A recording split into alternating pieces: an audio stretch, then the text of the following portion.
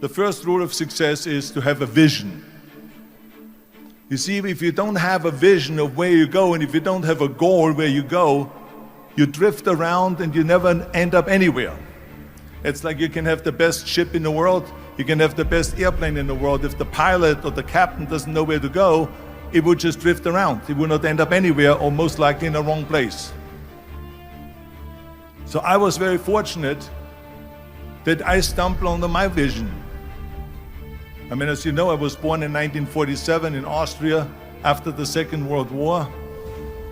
And I didn't really like Austria when I grew up. I couldn't wait to get out of there. I couldn't see myself becoming a farmer or a worker in a factory or anything like that. Even though my parents wanted me to stay there and have a normal life. My father wanted me to become a police officer like he was. My mother wanted me just to stay there and marry a girl with the name of Heidi, hopefully, and have a bunch of kids and run around like the Van Trapp family in The Sound of Music. But that was their vision, not mine.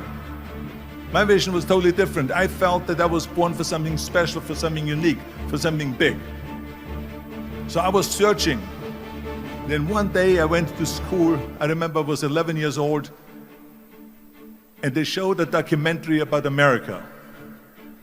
And there they showed in this documentary the huge skyscrapers, the high-rises, the huge bridges, the 6-lane freeways, the huge cars with the wings sticking out, and all of this stuff. And I said to myself, that's where I want to be. I don't want to be around here with these little farmhouses and these little buildings and everything is old. I want to be in America. But now the question was just, how do you get to America? In those days, that was a very expensive trip. It's not like today. So again, I was very fortunate that one day after school, I walked by a store in Graz, which was called Brühl. And it was the only store that really sold kind of American stuff. So one day, they had jeans there, American jeans. And then they had the Bullwalker. And then they had an expander and some barbells and some dumbbells and an exercise bench in the window. So I went inside and I looked around and I looked at this stuff, and then I saw a magazine. I saw a bodybuilding magazine that had Reg Park on the cover. Reg Park was then a 3-time Mr. Universe. And I saw him on the big screen as Hercules. And on the cover it said, how Reg Park, Mr. Universe, became the Hercules star. That's what the cover story was all about. So I looked at the cover and I said to myself, I got to get this magazine. So I bought the magazine, I took it home and I read it over and over from the front page to the back. It had everything in there, how he trained, how he was working out in Leeds, England, in a factory town, how he worked out every day for 3-4 hours and became the strongest man of Europe, and how he won Mr. Europe and Mr. Great Britain, and then eventually Mr. Universe. And how he won the second Mr. Universe and the third Mr. Universe. And how he was discovered to play the starring role in Hercules. I read that and I said to myself, wow, this is the blueprint for my life. This is exactly what I want to do. I want to become a bodybuilding champion just like Reg Park. I want to get into movies just like Reg Park. And I want to make millions of dollars and be rich and famous just like Reg Park. Do you know how great it felt that I knew where I was going? Imagine the majority of people don't know where they're going. I knew where I was going, that I'm going to become this bodybuilding champion just like him. So it was just a question of how do you do it? I was so relieved because when you have a goal, when you have a vision, everything becomes easy. Because remember that in America, for instance, when you study, you will see the percentage of people that like their jobs. 74% hate their job in America. Now, there's not much different when you come to Europe.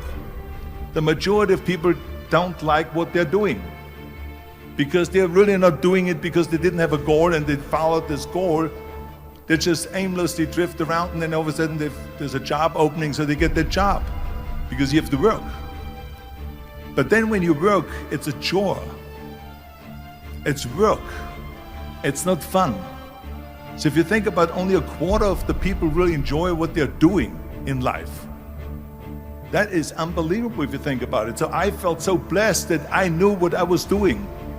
It's like a medical student that studies and knows he wants to become a doctor. You know where to go. So I knew where to go. So people always ask me, when they saw me in the gym in the pumping iron days, they say, why is it that you're working out so hard? 5 hours a day, 6 hours a day, and you have always a smile on your face. The others are working out just as hard as you do, and they look sour in the face. Why is that? And I told people all the time, I said, because to me, I'm shooting for a goal. In front of me is the Mr. Universe title. So every rep that I do gets me closer to accomplishing that goal, to make this goal, this vision, turn into reality. Every single set that I do, every repetition, every weight that I lift will get me a step closer to turn this goal into reality. So I couldn't wait to do another 500-pound squat. I couldn't wait to do another 500-pound bench press. I couldn't wait to do another 2,000 reps of sit-ups. I couldn't wait for the next exercise, for the next half hour of posing and all the kind of things that you have to do to be a champion. I felt so great knowing where I was going, and I tell you, it worked. I mean, think about it. And at the end, I was just not visualizing just my exercise, but I was really lifting the trophy over my head. That's what I was thinking about. And with the age of 20, I went to London and I won the Mr. Universe contest as the youngest Mr. Universe ever. And it was because I had a goal. And this is no different than anything else, what I'm talking about. This is not just about bodybuilding. It was the same in acting. I remember when I was doing Conan the Barbarian. I was crawling on the rocks with a sword in my arm, crawling on all four. And of course, being that it's Conan, I didn't have clothes on or anything like that, right? So it was kind of, my knees were bare, my elbows were bare and everything else. And I'm crawling on the rocks. So after 10 takes, my elbows were bleeding and my knees were bleeding. And the director came to me and he said, Arnold, I'm so sorry that you have to go through this, but we need one more take, a close-up of you crawling with the sword towards the camera. Can you handle one more take? And I said to him, I don't know what you're talking about. He says, I'm totally fine. He says, but you're bleeding. I said, because I don't feel it, because I can visualize what the scene will look like in a film. And I'm so excited about this scene. I was visualizing crawling up behind Thulsa Doom, which was played by James Earl Jones. Crawling up behind Thulsa Doom with the sword slowly, and then rising up behind him and whack, cutting his head off.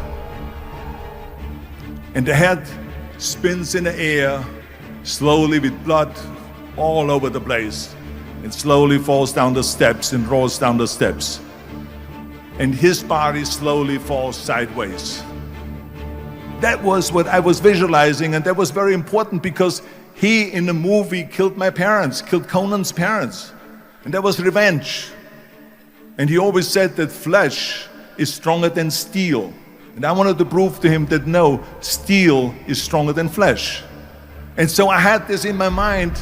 And so this is why it didn't matter if I had to do another 50 takes or 100 takes, no matter how much I bleed on my elbows or my knees. I saw that vision of the perfect scene, and it was an important scene, and I would do it over and over again until we got it. And the same thing is also in politics. I remember that in politics, I had a very clear vision that I will be the leader of California. This is as far as I could go because I was not born in America, so I could not run for president. So being the governor of the fifth largest state, I should say the largest state, the fifth largest economy in the world, was for me really the ultimate title, the ultimate accomplishment in politics. So even though people came up to me and says, why don't you go and run for something smaller, you're never gonna make it. I ran for governor, and then 2 months later I became governor of the state of California. Again, because I had a very clear vision what I'm gonna do with California. So let me tell you something, visualizing a goal and going after it makes it fun. You got to have a purpose no matter what you do in life. You got to have a purpose.